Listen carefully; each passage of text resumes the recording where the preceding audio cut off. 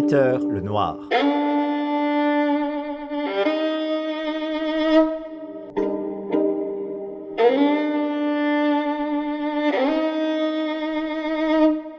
Je n'ai jamais connu mon ami en meilleure forme tant mentale que physique qu'au cours de l'année 1895. Sa réputation grandissante lui avait amené une clientèle immense et je me rendrais coupable d'indiscrétion si je donnais l'identité de certains des illustres clients qui franchirent notre seuil de Baker Street. Néanmoins, Holmes, comme tous les grands artistes, vivait pour son art, et je l'ai rarement vu réclamer une rétribution considérable pour ses services inestimables.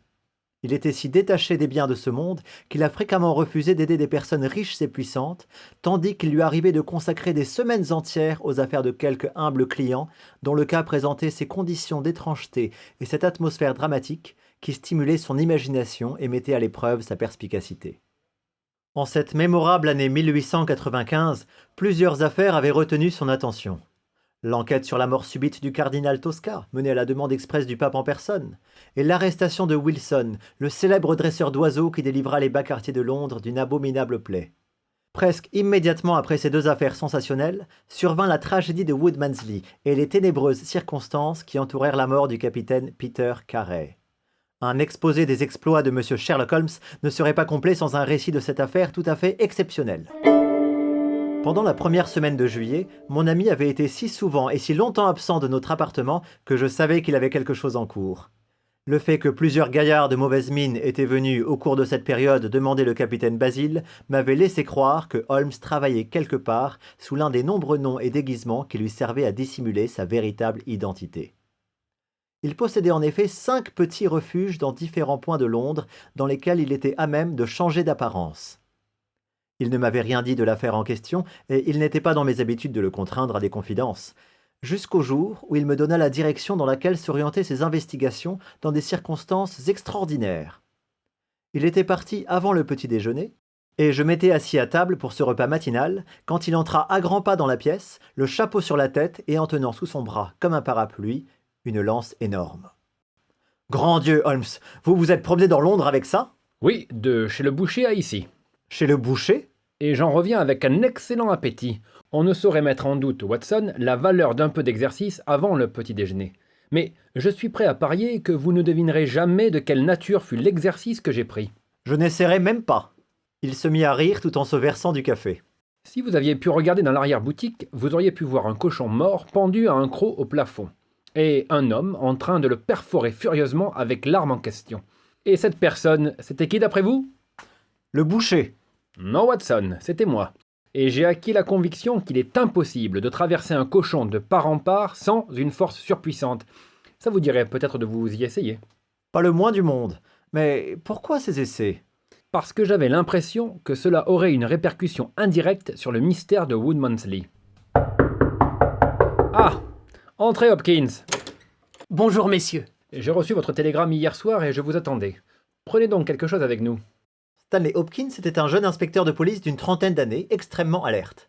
Holmes entretenait de grandes espérances sur lui et, en retour, l'inspecteur avait de l'admiration pour les méthodes scientifiques du célèbre détective. Le front d'Hopkins était sombre et il s'assit d'un air profondément dégoûté. « Non merci, monsieur. J'ai déjeuné avant de venir. J'ai passé la nuit à Londres, car je suis venu hier faire mon rapport. »« Et qu'aviez-vous à rapporter ? » »« Un échec, monsieur. Un échec total. »« Vous n'avez pas progressé ? » ?»« Pas du tout. »« Il va falloir que je voie ça. »« Je le voudrais bien, monsieur Holmes. C'est la première belle occasion qu'on me donne, et me voici à bout de ressources. Je serais vraiment heureux si vous veniez me donner un coup de main. » »« Eh bien, il se trouve que j'ai déjà lu avec soin tous les éléments d'information qu'on possède, y compris le compte-rendu de l'enquête. »« Ah !»« Au fait, qu'avez-vous appris de la blague à tabac trouvée sur le théâtre du crime ? N'y a-t-il pas là un indice ? » »« Cette pochette. C'était celle de la victime, monsieur. Il y avait ses initiales dedans. Elle était en peau de phoque, et Peter Carey était justement un chasseur de phoques. »« Mais il n'y avait pas de pipe. Pourquoi avoir du tabac si on ne fume pas ? » »« Nous n'avons pas trouvé de pipe. Le fait est qu'il fumait fort peu, mais il peut quand même avoir eu du tabac pour ses amis. » »« Pour ses amis. Si ça avait été moi qui menais l'enquête, j'en aurais fait sans doute le point de départ de mes investigations. Bref, mon ami le Dr Watson ignore tout de ce problème, et je ne m'en trouverais pas plus mal si vous me répétiez la suite des événements une fois encore. Donnez-nous simplement un bref aperçu de l'essentiel. » Stanley Hopkins sortit un papier de sa poche. « J'ai ici quelques dates. qui vous fourniront la carrière du défunt, le capitaine Carré. Il est né en 1845. Il avait 50 ans cette année, donc. Bravo, Watson, vous êtes très doué en calcul mental. Mais laissons continuer ce brave inspecteur. Ce fut un audacieux pêcheur de loutres et de baleines. En 1883, il commandait le baleinier Licorne des mers, à Dundee, au nord-est de l'Écosse. Il fit alors plusieurs brillantes campagnes, et l'année d'après, il se retira. Après cela, il voyagea pendant plusieurs années, et finalement, il acheta dans le Sussex une petite maison appelée Woodmansley. Là, il a vécu 6 ans, et il est mort. Il y a une semaine aujourd'hui. Quoi d'autre? Monsieur Carré était un homme fort singulier. Dans la vie, c'était un puritain strict, un type silencieux et morose. Mais d'un autre côté, il buvait à l'excès par intermittence, et devenait alors un véritable démon. On l'a vu jeter sa femme et sa fille à la porte au milieu de la nuit et les rosser dans le parc jusqu'à ce que tout le village fût réveillé par leurs hurlements. Il fut convoqué une fois devant le juge pour des violences sauvages auxquelles il s'était livré sur la personne du vieux pasteur, venu lui faire des remontrances à propos de sa conduite. En bref, monsieur Holmes, vous iriez loin avant de trouver un homme plus dangereux que Peter Carré, et on m'a dit qu'il était exactement pareil quand il commandait son bateau.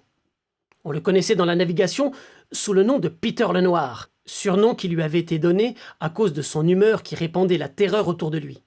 Je n'ai pas besoin de dire qu'il était honni et évité par tous ses voisins, et que je n'ai pas entendu prononcer une seule parole de regret à propos de sa terrible fin. Ça peut se comprendre en effet. Parlez-nous de sa fameuse cabine dans son jardin. J'ai lu quelques éléments dans le rapport. Ah oui, Carré s'était bâti à quelques centaines de mètres de sa maison une cabane en bois. Il l'appelait toujours sa cabine. Et c'est là qu'il couchait tous les soirs. C'était une petite bicoque qui ne comportait qu'une seule pièce de 4,50 m sur 3. Il en conservait la clé dans sa poche, faisait lui-même son lit et son ménage, et ne laissait jamais personne en franchir le seuil. Il y a de petites fenêtres de chaque côté, mais elles étaient couvertes par des rideaux, et jamais ouvertes. L'une d'elles était tournée dans la direction de la Grand-Route, et quand la lumière y brillait la nuit, les gens se la montraient en se demandant ce que Peter le Noir pouvait être en train de faire.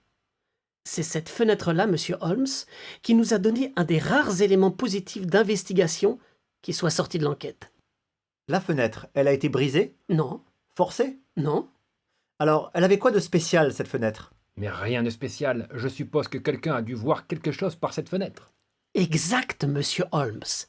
Un maçon du nom de Slater, venant à pied de Forest Row, vers 1 h du matin lundi, 2 jours avant le meurtre, s'arrêta en passant devant la propriété pour regarder le carré de lumière qui brillait encore entre les arbres. Slater jure que l'ombre d'une tête d'homme se profilait, clairement visible sur le rideau, et que cette ombre n'était pas celle de Peter Carré qu'il connaissait bien. Mais pourtant, vous avez dit que Peter ne laissait entrer personne dans sa cabine. Parfaitement. Cette ombre lui a semblé être celle d'un homme barbu, mais à la barbe courte et pointant vers l'avant, d'une manière toute différente de celle du capitaine. Mais il faut prendre ce témoignage avec prudence, car il avait passé 2 heures à boire au cabaret, et il y a une bonne distance entre la route et la fenêtre de la cabane. Et Peter Carré était dans quelle humeur le mardi? Le lendemain, Peter Carré se montra de l'humeur la plus noire, surexcité par la boisson, et aussi sauvage que la plus dangereuse bête fauve. Il ne cessa de rôder dans la maison, et sa femme, sa fille et les 2 bonnes prenaient leurs jambes à leur cou quand elles l'entendaient arriver. Tard le soir, il descendit à sa bicoque. Vers 2 heures le matin, sa fille, qui dormait la fenêtre ouverte, entendit un épouvantable hurlement qui venait de cette direction. Mais comme il arrivait couramment à Carré de brailler et de crier quand il était pris de boisson, on n'y prit pas garde. En se levant le matin, une des bonnes remarqua que la porte de la cabane était ouverte. Mais elle avait si peur du bonhomme que ce ne fut pas avant midi que quelqu'un osa se risquer à aller voir ce qu'il devenait. En jetant un coup d'œil par la porte ouverte, on vit un spectacle qui les mit toutes en fuite, livides, jusqu'au village. 1 heure plus tard, j'étais sur place et je prenais l'affaire en main. L'ombre d'un homme le lundi soir, Peter exécrable le mardi, un cri en pleine nuit et une découverte macabre le mercredi midi. Oh, c'est passionnant. Qu'avez-vous vu dans la cabine de si effrayant, inspecteur? Ma foi, j'ai les nerfs assez solides. Mais je vous donne ma parole que ça m'a secoué quand j'ai fourré le nez dans cette petite baraque. Elle était pleine de mouches, et le plancher et les murs étaient comme un abattoir. Il l'appelait sa cabine, Et c'en était bien une, car on s'y serait cru à bord d'un bateau. Il y avait une couchette, une malle de marin, des cartes terrestres et marines, une image de la licorne des mers, une rangée de livres de bord sur une étagère, tout exactement tel qu'on s'attendrait à le trouver dans la cabine d'un capitaine. Et là se trouvait notre homme, Peter Carey, plaqué contre une paroi, sa poitrine perforée par un harpon en acier, le visage crispé d'un homme effrayé, sa grande barbe pointant vers le plafond. Il était épinglé, comme un insecte sur un carton. Naturellement, il était on ne peut plus mort, et cela depuis l'instant où il avait proféré ce dernier hurlement d'agonie. Avez-vous touché à la scène de crime? Je connais vos méthodes, monsieur, et je les ai mises en pratique. Avant de permettre qu'on touche à quoi que ce soit, j'ai examiné avec le plus grand soin le sol à l'extérieur et aussi le plancher de la pièce. Il n'y avait pas de traces de pas. Vous voulez dire que vous n'en avez pas vu? Je vous assure, monsieur, qu'il n'y en avait pas. Mon cher, j'ai enquêté sur bien des crimes, mais je n'en ai encore jamais vu qui était commis par une créature volante. Dès l'instant que le criminel reste sur deux jambes, il faut fatalement qu'il y ait au sol une sorte d'abrasion, de minime dérangement qu'un chercheur scientifique peut déceler. Il est incroyable que cette pièce souillée de sang n'ait contenu aucune trace susceptible de nous aider. Et pourtant, c'est la vérité. J'ai été bête de ne pas vous appeler à ce moment-là, monsieur Holmes. Mais de toute façon, ce qui est fait est fait. Exact. Des objets ont-ils attiré votre attention? Oui, il y avait dans la pièce plusieurs objets qui réclamaient une attention particulière. L'un était le harpon qui avait servi pour le crime. On l'avait arraché d'une panoplie sur le mur, ce qui semblait établir que le crime avait été commis dans un moment de fureur. Ah oui, le meurtrier a saisi la première arme qui lui est tombée sous la main. Par ailleurs, Peter Carey a été retrouvé tout habillé. Une bouteille de rhum et 2 verres sales étaient posés sur la table, et le crime a été commis à 2 heures du matin. Ce qui suppose qu'il avait rendez-vous avec le meurtrier. Oui, je crois que cette conclusion est admissible. Y avait-il d'autres alcools que ce rhum dans la pièce? Oui, il y avait sur le coffre une cave à liqueur qui contenait du whisky et du cognac. Mais bon, les carafons étaient pleins et n'avaient par conséquent pas servi. Ils n'ont bu que du rhum, très bien. Vous parliez tout à l'heure de sa blague à tabac. Oui, retrouvée sur la table. Quelle partie de la table? Elle était dans le milieu. Elle était de phoque brute, avec le poil raide et une languette de cuir pour la nouer.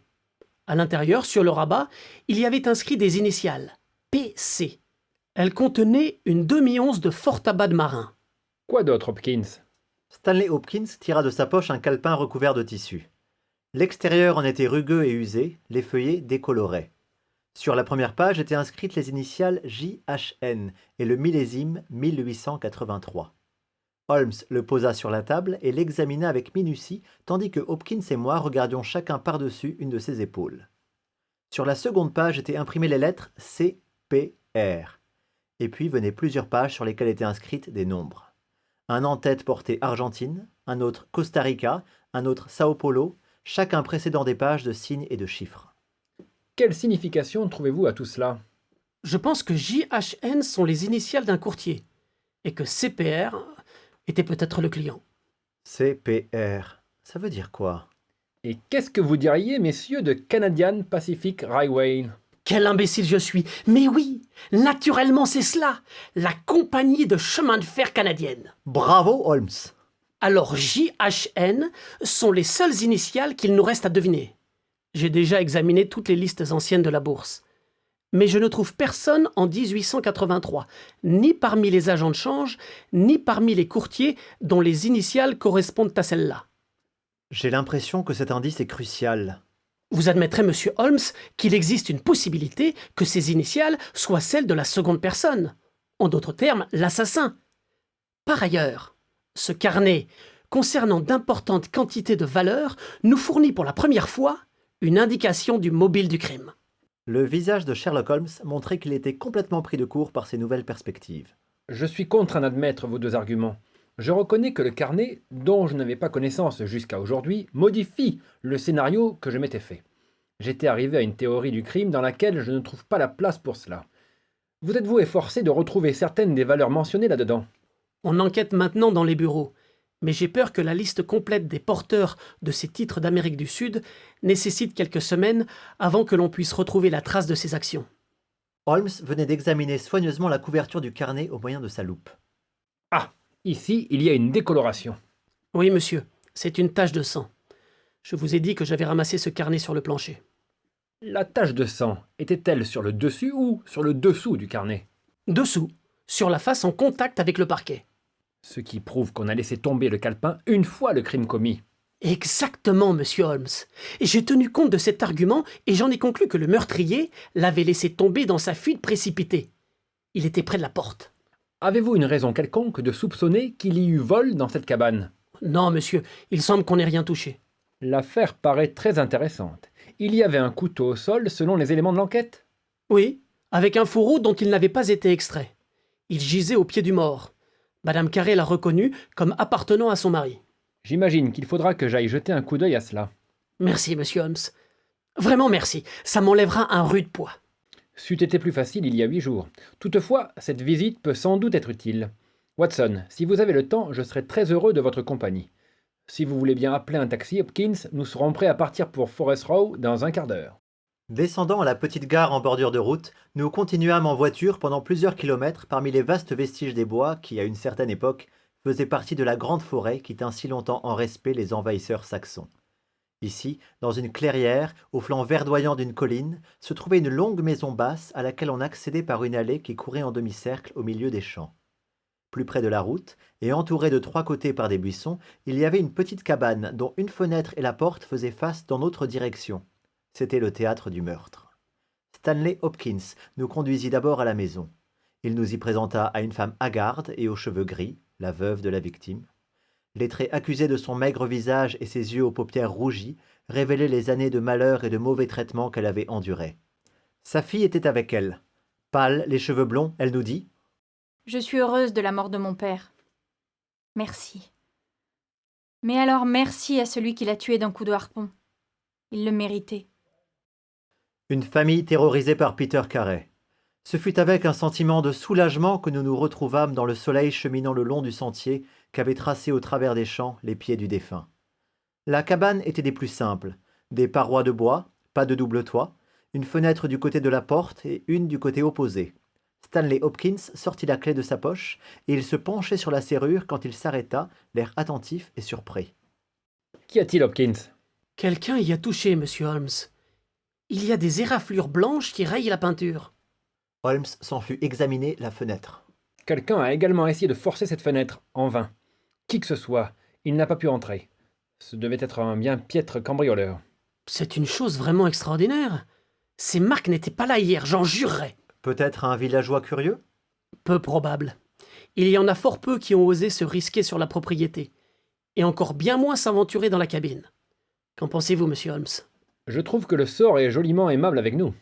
Vous voulez dire que la personne reviendra ? C'est très probable. Il est venu avec l'idée que la porte serait ouverte, il a essayé d'entrer en se servant de la lame d'un très petit canif. Il n'a pas pu y arriver. Que va-t-il faire ? Revenir la nuit prochaine avec un instrument plus utile. Exact, Watson. C'est mon opinion. Ce sera notre faute si nous ne sommes pas là pour le recevoir. En attendant, faites-moi voir l'intérieur de la cabine. Les traces de la tragédie avaient été enlevées, mais le mobilier de la petite pièce demeurait tel qu'il avait été la nuit du crime. Pendant 2 heures, avec la plus intense concentration, Holmes examina tour à tour les objets, mais son visage montrait que ses recherches n'étaient pas fructueuses. Une fois seulement, il interrompit ses investigations. Avez-vous pris quelque chose sur cette étagère, Hopkins ? Non, je n'ai rien bougé. Quelqu'un a pris quelque chose. Il y a moins de poussière sur le coin de cette étagère qu'ailleurs. C'est rectangulaire. Peut-être un livre posé à plat, ou bien une boîte. Eh bien, messieurs, je ne peux rien faire de plus. Allons jusque ces bois magnifiques, Watson, et consacrons quelques heures aux oiseaux et aux fleurs. Nous vous retrouverons ici plus tard, Hopkins, pour voir s'il y a moyen d'approcher de plus près le monsieur qui nous a rendu cette visite nocturne. Il était plus de 11 heures quand nous tendîmes notre petite embuscade. Hopkins était d'avis de laisser ouverte la porte de la cabane, mais Holmes considérait que ce geste éveillerait les soupçons de l'inconnu. La serrure était des plus simples et une forte lame suffisait à en repousser le pêne. Nous allons attendre notre homme à l'extérieur de la cabane, dans les buissons. De cette façon, nous pourrons le surveiller et voir quel est le but de cette subreptice visite de nuit. Ce fut une longue et morne faction, et pourtant il y avait en elle quelque chose du frisson que le chasseur ressent quand, tapi à proximité du point d'eau, il attend la venue des fauves assoiffés. Quel animal sauvage allait fondre sur nous du fond de l'obscurité ? Serait-ce un tigre féroce, criminel dont on ne viendrait à bout qu'au prix d'un combat ? Ou bien serait-il un chacal rampant, dangereux seulement pour ceux qui sont faibles et désarmés? Dans le plus complet silence, accroupis dans les buissons, nous attendions tout ce qui se présenterait. D'abord, les pas de quelques villageois attardés, ou le bruit de voix qui nous venait de l'agglomération facilitèrent notre veillée. Mais une à une, ces interruptions s'éteignirent et un calme absolu s'installa, coupé seulement par l'horloge de l'église qui nous renseignait sur l'avance de la nuit, et par le murmure et les froissements d'une petite pluie fine tombant sur le feuillage qui formait une voûte au-dessus de nous. 2 heures et demie venaient de sonner, annonçant l'heure plus sombre qui précède l'aurore, quand nous tressaillîmes tous trois en entendant un déclic bas, mais net, qui venait de la direction de la grille. Il y eut un autre silence prolongé durant lequel je me pris à craindre qu'il s'agissait d'une fausse alerte. Puis, on entendit un pas furtif de l'autre côté de la cabane, et un instant après, un bruit de métal qu'on grattait. L'homme essayait de forcer la serrure. Soudain, il y eut un claquement, puis des gonds qui craquaient. L'homme avait réussi à entrer. La lumière soutenue d'une bougie remplit l'intérieur de la cabane. À travers les rideaux de gaz, nos yeux se rivèrent à la scène qui se déroulait au-dedans. Le visiteur nocturne était un jeune homme, frêle et mince, avec une moustache noire qui accentuait la mortelle pâleur de son visage. Il ne pouvait guère avoir plus de 20 ans. Je n'ai de ma vie vu un être humain qui parut dans un état de plus pitoyable frayeur, car il tremblait de tous ses membres et claquait des dents. Curieusement, il était vêtu comme un homme de la bonne société. Nous le vîmes regarder autour de lui avec de grands yeux effrayés, puis il posa sa bougie sur la table et disparut de notre vue dans l'un des coins de la cabane. Il en revint avec un grand livre, un des livres de bord qui se trouvaient alignés sur les étagères. S'appuyant à la table, il tourna rapidement les feuillets de ce volume, jusqu'au moment où il trouva l'écriture qu'il cherchait. Alors, avec un geste coléreux de sa main crispée, il referma le livre, le replaça dans le coin et éteignit la lumière. Il avait à peine fait demi-tour pour quitter la hutte, quand la main d'Hopkins le saisit par le col. Il laissa échapper un cri de terreur quand il comprit qu'il était pris. On ralluma la bougie et nous vîmes notre misérable captif frissonnant et tout recroquevillé sous la poigne du détective. Il s'écroula sur le coffre de marin et ses yeux voyagèrent désemparés de l'un à l'autre d'entre nous. « Eh bien, mon brave, qui êtes-vous et que faites-vous ici ?» L'homme se ressaisit et nous fit face avec un certain effort pour retrouver la maîtrise de lui-même. « Vous êtes des policiers, j'imagine ? Vous vous figurez que j'ai quelque chose à voir dans la mort du capitaine Peter Carey ? Je vous assure que je suis innocent. »« C'est ce que nous verrons. D'abord, votre nom. »« John Hopley Nelligan. »« J.H.N. Chut, Watson. Qu'est-ce que vous faites ici ?»« Si je vous le dis, est-ce que cela restera confidentiel ? » ?»« Non, certes non. Alors pourquoi vous le dirais-je ? » »« Parce que si vous n'avez pas de réponse à fournir, cela pourrait aller très mal pour vous lors du procès. » »« Eh bien, je vais vous le dire. Pourtant, cela m'ennuie que ce vieux scandale revienne à la surface. Vous avez entendu parler de Dawson et Nelligan ? Dawson et Nelligan. Laissez-moi un instant. Ah oui, oui. Vous voulez parler de ces banquiers de la région de l'Ouest qui ont fait une énorme faillite et ruiné la moitié des grandes familles de Cornouailles. Après quoi, Nelligan disparut. C'est cela. Nelligan était mon père. Alors là, j'aimerais bien découvrir le lien qu'il peut y avoir entre un banquier en fuite et un capitaine perforé par un harpon dans la cabane de son jardin. Le véritable responsable dans cette faillite, c'était mon père. Dawson avait pris sa retraite. Je n'avais que 10 ans à l'époque, mais j'étais assez grand pour ressentir la honte et l'horreur de la situation. On a toujours dit que mon père avait volé les titres et pris la fuite. Ce n'est pas vrai. Il croyait que si on lui donnait le temps nécessaire, les choses s'arrangeraient et tous les créditeurs seraient remboursés. Il partit pour la Norvège dans son petit bateau.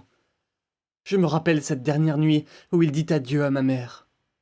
Il nous laissa une liste des titres qu'il emmenait et jura qu'il reviendrait la tête haute et qu'aucun de ceux qui avaient eu confiance en lui ne souffrirait de dommages. Mon père était quelqu'un de droit et d'honnête. Eh bien, nous n'avons plus jamais eu de ses nouvelles. Son embarcation et lui s'évanouirent intégralement. Nous croyions, ma mère et moi, qu'ils étaient tous deux disparus au fond de l'eau avec les valeurs qu'il avait prises. Nous avions cependant un ami fidèle qui est dans les affaires, et ce fut lui qui découvrit, il y a quelque temps, que certains des titres que mon père détenait réapparaissaient sur le marché de Londres. Vous pouvez imaginer notre stupéfaction. Je passais des mois à en chercher les traces, et après 1000 difficultés et démarches, je constatai que ces actions avaient été vendues en premier lieu par le capitaine Carey, le propriétaire de cette cabane. Naturellement, je me renseignai sur l'individu. J'appris qu'il avait commandé un baleinier qui devait revenir des mers polaires au moment même où mon père naviguait vers la Norvège. L'automne de cette année-là fut orageux, avec d'interminables périodes où le vent soufflait du sud. Il est fort possible que le bateau de mon père ait été emporté vers le nord et ait rencontré là le bateau du capitaine Carré. Si tel est le cas, qu'est devenu mon père? Bref, voici ce que je comptais faire. Démontrer, d'après le témoignage de Carré, la façon dont ces titres avaient été introduits sur la place. Ce fait établirait la preuve que mon père ne les avait pas vendus, et donc qu'il n'avait pas l'intention de se les approprier en les emportant.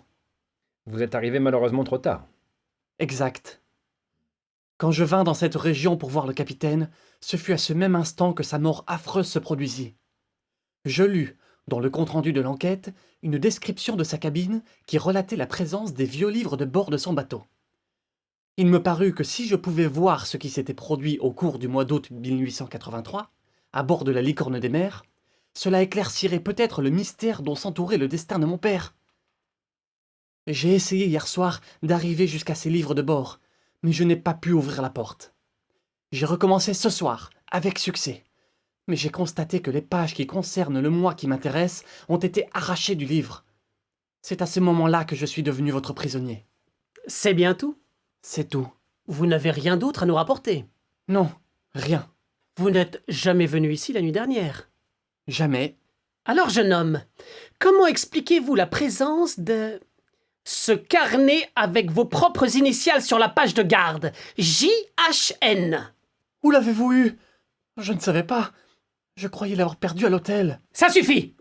S'il vous reste quelque chose à dire, gardez-le pour le tribunal. Vous allez venir avec moi au commissariat. Eh bien, monsieur Holmes, je vous remercie d'être venu m'aider, vous et votre ami. Il se trouve que votre présence n'était pas nécessaire et que j'aurais tout aussi bien pu mener cette affaire à bonne fin sans vous. Mais je ne vous en suis pas moins reconnaissant. On nous a gardé des chambres à l'hôtel. Nous pouvons descendre tous ensemble à pied au village.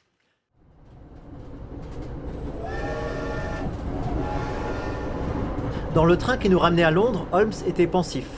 Eh bien, Watson, qu'en dites-vous? Je vois que cela ne vous satisfait pas. Oh que si, mon cher Watson, cela me satisfait pleinement. Toutefois, les méthodes de Stanley Hopkins ne me ravissent pas. Il me déçoit. J'attendais mieux de lui, il faut toujours envisager une autre éventualité possible et se prémunir contre elle. C'est la règle primordiale lors d'enquêtes criminelles. Et quelle est l'autre éventualité? Celle que je recherche moi-même. Il se peut qu'elle ne donne rien, mais je la suivrai tout au moins jusqu'au bout. De retour à Baker Street, plusieurs lettres attendaient Holmes. Il en saisit une, l'ouvrit et éclata d'un rire triomphant. Ah, excellent, Watson! L'autre éventualité prend tournure. Préparez-vous, on va envoyer 2 télégrammes. Écrivez donc pour moi. Sumner, agent maritime. Envoyez 3 hommes pour être chez moi à 10h demain matin. Signé Basile. Basile, c'est mon nom d'emprunt pour cette affaire, vous comprendrez. Très bien, et pour l'autre télégramme? Inspecteur Stanley Hopkins, venez déjeuner chez nous demain matin à 9h30. Et voilà, Watson, cette histoire infernale m'a hanté 10 jours durant. Je la bannis par la présente de mes pensées jusqu'à demain matin, où je compte bien que nous en verrons la fin définitive. Exactement à l'heure prescrite, l'inspecteur Stanley Hopkins arriva, et nous nous mîmes à table devant l'excellent petit déjeuner qu'avait préparé Madame Hudson. Le jeune détective était aux anges de son succès. Alors, mon cher Hopkins, vous pensez toujours détenir la solution dans cette enquête? Je ne vois pas comment le dossier pourrait être plus complet. L'enquête ne m'a pas paru concluante. Vous m'étonnez, monsieur Holmes. Qu'est-ce que vous voudriez de plus? Est-ce que votre explication répond à tout? Sans aucun doute. J'ai découvert que le jeune Nelligan est arrivé à l'hôtel le jour même du crime, sous le prétexte de venir jouer au golf. Sa chambre était au rez-de-chaussée, de sorte qu'il pouvait sortir quand cela lui plaisait. Cette nuit-là, il est allé à Woodmansley. Il a vu Peter Carré dans sa cabine, ils se sont pris de querelle et il l'a tué avec le harpon. Là-dessus, horrifié de ce qu'il avait fait, il s'est enfui de la cabane en laissant tomber le calepin qu'il avait apporté afin de questionner Peter Carré au sujet de tous les titres en question. Vous avez peut-être remarqué que certaines des valeurs étaient pointées et d'autres non, dans leur grande majorité. Celles qui sont pointées ont été retrouvées sur la place de Londres. Mais pour les autres, on pouvait penser qu'elles étaient encore en la possession de Carré. Et le jeune Nelligan, d'après ce qu'il nous a lui-même déclaré, était fort désireux de les récupérer, afin de rembourser les créanciers de son père, et ainsi laver l'honneur de sa famille. Après sa fuite, il n'a plus osé pendant un certain temps approcher de la hutte, mais en fin de compte, Il s'est contraint à y retourner dans le but de recueillir les renseignements qu'il lui fallait. Il me semble que tout cela est évident et simple. Vous souriez, Holmes. Hopkins, c'est ce que vous avancez se trouve intrinsèquement impossible. Avez-vous essayé de traverser un corps de part en part avec un harpon? Non. Ce sont, mon cher, des détails auxquels il faut faire attention. Mon ami Watson pourrait vous confirmer que j'ai passé toute une matinée à cet exercice.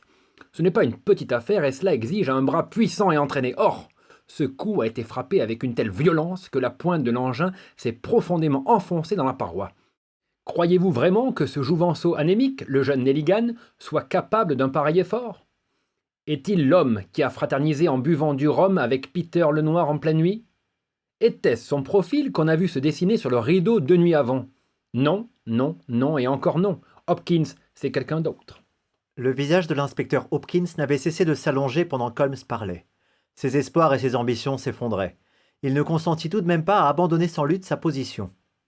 Vous ne pouvez pas contester que Nelligan était présent cette nuit-là, monsieur Holmes. Le carnet le prouve. Je crois que j'ai assez de preuves pour convaincre un jury, même si vous êtes en mesure d'y trouver des failles. En outre, monsieur, moi, je lui ai mis la main dessus à mon homme, tandis que votre type terrible, où est-il? À cet instant précis, il est dans l'escalier. Je pense, Watson, que vous feriez bien de placer votre revolver à portée de votre main. Sherlock Holmes se leva, posa sur une table volante un papier couvert d'écriture, puis il dit simplement « À présent, nous sommes prêts. » On entendait dans l'antichambre des voix rudes, et Madame Hudson vint ouvrir la porte pour rapporter que 3 hommes demandaient à parler au capitaine Basil. Faites-les entrer l'un après l'autre. Le premier était un petit bonhomme rouge, comme un pépin de pomme, avec des joues tannées et des favoris blancs et duveteux. Holmes avait sorti une lettre de sa poche. Quel nom? James Lancaster? Je regrette, Lancaster, mais la place est déjà prise. Voilà un demi-souverain pour votre dérangement. Passez dans la pièce à côté et attendez quelques instants. Le second visiteur était un grand sec, aux cheveux plats et aux joues ternes. Il s'appelait Hugh Pattins. Lui aussi fut congédié avec un demi-souverain et invité à attendre. Le troisième postulant était un homme d'aspect remarquable, un visage farouche de bulldog, encadré d'une broussaille de cheveux et de barbe, et au milieu duquel 2 yeux noirs brillaient, pleins d'aplomb, sous d'épais sourcils dont la masse s'abaissait vers les paupières supérieures. Il nous salua et se planta devant nous en vrai marin, pétrissant sa casquette entre ses doigts. Votre nom? Patrick Cairns. Vous postulez en tant qu'harponneur. Ouais, monsieur. J'ai 26 ans d'expérience. Vous êtes de Dundee, j'imagine? Ouais, monsieur. Comment vous savez? Et prêt à partir avec un navire d'exploration? Ouais, monsieur. Quels sont vos tarifs? 8 livres par mois, pas moins. Est-ce que vous pourriez partir immédiatement? Le temps de réunir mon équipement. Avez-vous vos papiers? Ouais, les voici. Vous êtes l'homme que je cherche. Voilà votre engagement sur la table. Si vous le signez, tout sera réglé. Faut signer ici? Holmes s'inclina par-dessus l'épaule de l'homme et réussit à lui passer habilement des menottes au poignet. L'instant d'après, Holmes et le matelot roulaient à terre tous les deux. C'était un gaillard d'une force si gigantesque que même avec les menottes que Holmes lui avait si adroitement passées au poignet, il serait vite venu à bout de mon ami si Hopkins et moi n'étions arrivés à la rescousse. Ce ne fut que lorsqu'il sentit le canon froid du revolver contre sa tempe qu'il comprit enfin que la résistance était vaine. Nous ficelâmes ses chevilles avec une corde, puis nous nous relevâmes encore tout haletant de l'échauffourée. Vraiment, je vous dois des excuses, Hopkins. J'ai bien peur que les œufs brouillés ne soient froids. Je ne sais que dire, monsieur Holmes. Il semble que depuis le début, je n'ai cessé de me comporter comme un débutant. Je comprends maintenant ce que je n'aurais jamais dû oublier, que je suis un élève et que vous êtes le maître. Même maintenant, je vois ce que vous avez fait, mais j'ignore encore comment vous l'avez fait et ce que cela signifie. Allons, allons. Nous apprenons tous par l'expérience, et votre leçon cette fois, c'est qu'il ne faut jamais perdre de vue l'autre éventualité. Vous étiez si absorbé par le jeune Nelligan que vous ne parveniez pas à accorder une pensée à Patrick Cairns, l'authentique assassin de Peter Carey. Dites voir, monsieur. Je me plains pas d'avoir été malmené comme ça. Mais je voudrais bien que vous appeliez les choses par leur vrai nom. Vous dites que j'ai assassiné Peter Carey? Moi je dis que je l'ai tué. Ça fait toute la différence.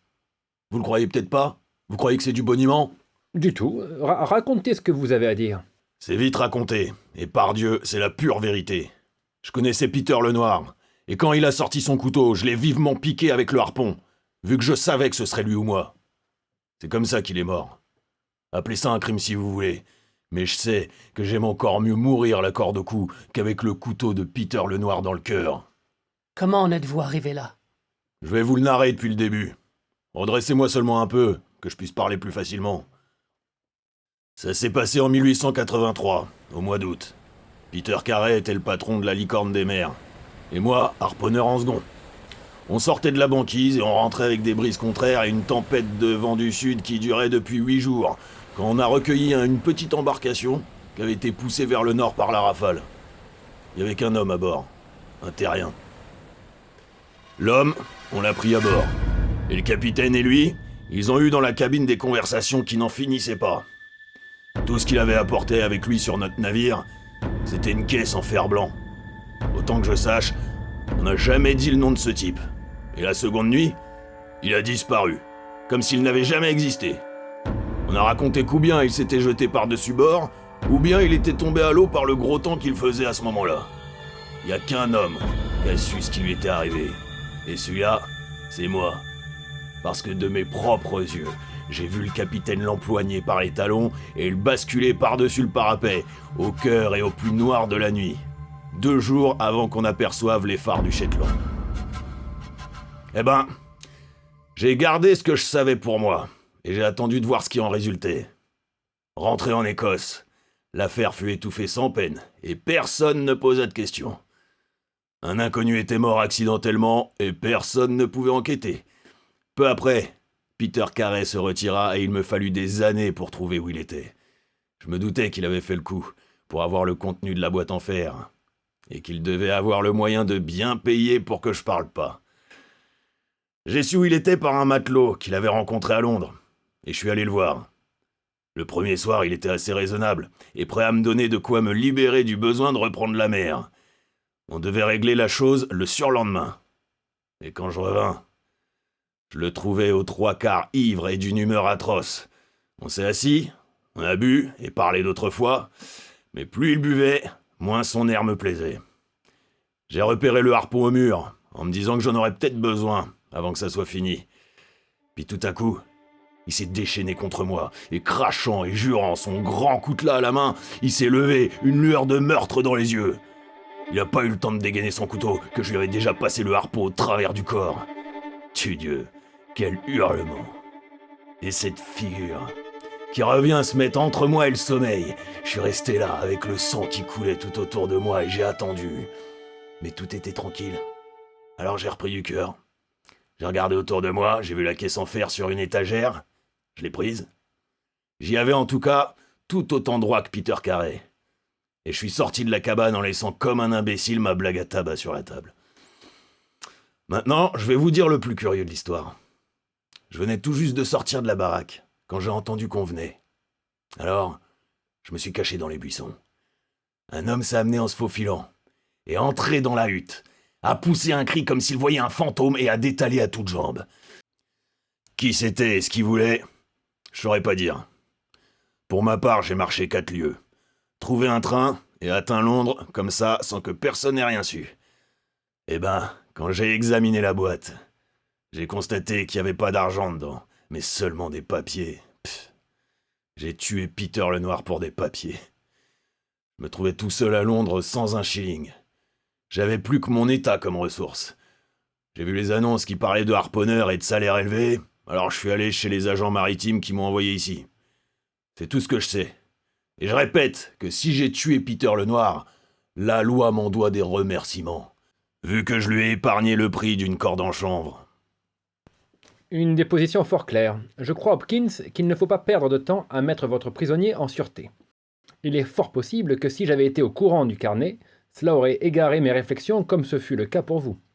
Mais tout ce dont j'avais entendu parler, l'adresse dans le maniement du harpon et la force prodigieuse qu'il y fallait, le rhum et l'eau, la blague en phoque, tout cela indiquait un marin, et plus spécialement un chasseur de baleines.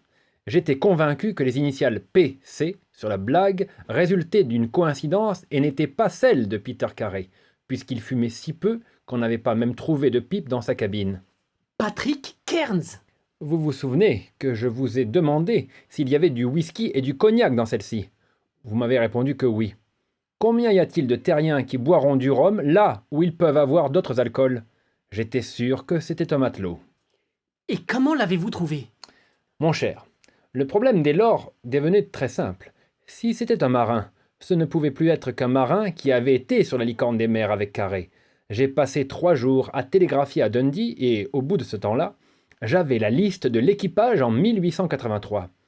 Une fois trouvé le nom de Patrick Cairns parmi les harponneurs, mes recherches approchaient de leur fin. Je raisonnais que mon homme était probablement à Londres et qu'il aurait envie de quitter le pays un certain temps. Je passai donc quelques jours dans le quartier du port à mettre sur pied le projet d'une expédition arctique, laquelle annonça des conditions alléchantes pour les harponneurs qui voudraient servir sous mes ordres, le capitaine Basile, et en voici le résultat. Quel sens de la déduction! C'est incroyable. Il faut faire libérer le jeune Nelligan aussi vite que possible. J'avoue que je crois que vous lui devez des excuses. La boîte en fer doit lui être retournée, mais, bien entendu, les valeurs que Peter Carey a vendues sont perdues pour toujours. Voilà le fiacre, Hopkins, vous allez pouvoir emmener votre homme. Si vous avez besoin de moi pour le procès, mon adresse et celle de Watson seront quelque part en Norvège. En Norvège? Mais qu'allons-nous donc faire en Norvège? Ah, vous verrez bien, Watson, vous verrez bien.